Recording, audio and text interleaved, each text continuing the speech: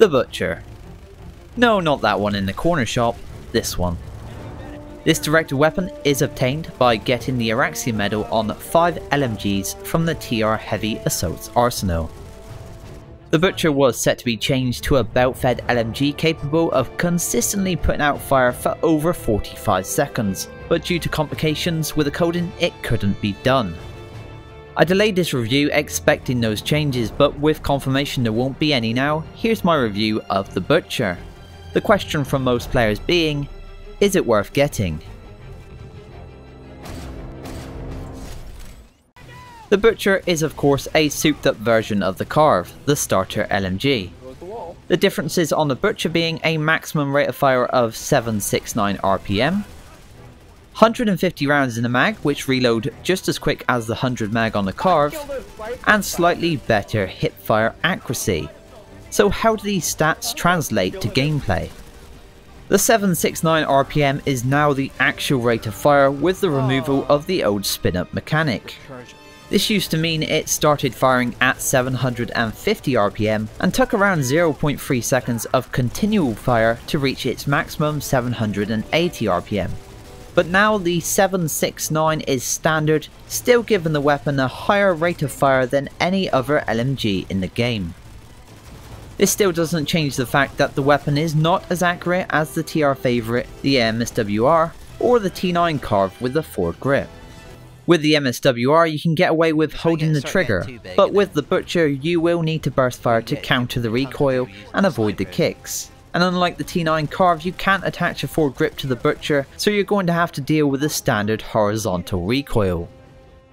The high RPM of this weapon really only comes into play when working with squads on point holds. In closer ranges you can hold down the trigger and watch the weapon do work. Its ability to suppress is only beaten in the TR's case by the mini chain gun. The reload speed, loading an extra 50 rounds in comparison to the Carve, is also a big plus in these situations. Less time spent reloading is more time spent unloading. With this weapon I've racked up more kills than any other LMG in the TR's arsenal. That gives you a clue as to my verdict on the weapon.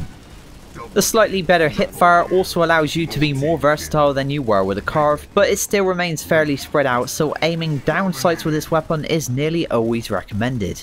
With that being the case, let's talk about how you should use it. For the attachments it originally had soft point ammo without the decrease of the bullet velocity, and to be honest it would be nice to see that return. I'm not really sure why it was removed. The only thing built in now is the extended mag and the faster RPM. So as usual the only thing we can change on directed weapons are the sights. Here I recommend adding a 1x reflex sight, with this being my personal preference, and I wouldn't go higher than a 2x considering the ranges you'll be using this weapon at. The most effective range to use I would say is short to medium, that's being between 10 to 15 meters. Here you can make the fire rate and velocity work in your favour, remembering this is a burst weapon though, and purely holding down the trigger at medium ranges will most likely result in shots missed. I'd suggest bursting between 3 to 5 shots while aiming for the head. If you're struggling with this, to make it easier you can allow the vertical recoil to do some of the work for you. Aim at the chest and allow the recoil to move itself towards the head. At ranges beyond 20 meters, headshots become harder to hit, but the velocity is still good, so targets can be taken down with body shots. Once mastered, this is a fantastic weapon to use, and even with a few nerfs here and there, it's still one of my favourite directed weapons overall.